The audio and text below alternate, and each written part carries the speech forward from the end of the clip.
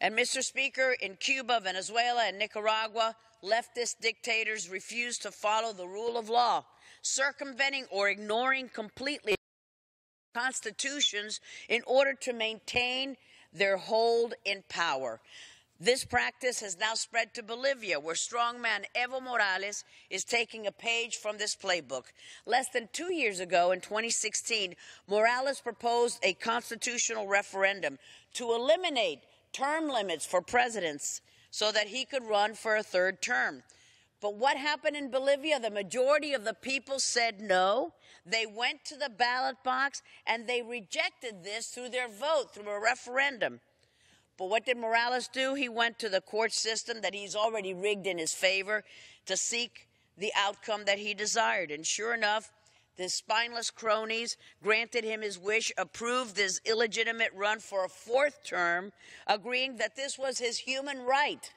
The only right is apparently that is respected in Bolivia, his human right to run for another term, ignoring completely the human rights of millions who voted to uphold their laws under their constitution. The court's decision last week to lift constitutional limits on re-election should be disturbing to all of us and should serve as a wake-up call throughout the hemisphere. If we don't pay attention to Bolivia, it will soon become another Cuba, another Venezuela, failed states. The decision to allow Morales to run for yet another term further erodes the democratic institutions in that country. Sadly, this was not the first time that Morales or his thugs have chipped away at Bolivia's democratic foundations in order to remain in power. In 2013, the Constitutional Court allowed him to run for a third term, stating that his first term didn't count. Do-over mulligan because it occurred before the 2009 Constitution took effect. What a farce. This was obviously a cynical political ploy and should have served as a harbinger of worse things to come for Bolivia, and indeed it was.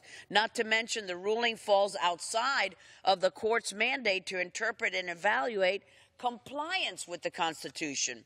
Responsible nations in our hemisphere, Mr. Speaker, must not remain silent, nor should this esteemed body. We must speak out in support of the people of Bolivia to democratically elect their next leader. I urge my colleagues to join me in support of the Bolivian people before there's another crisis of democracy right in our hemisphere.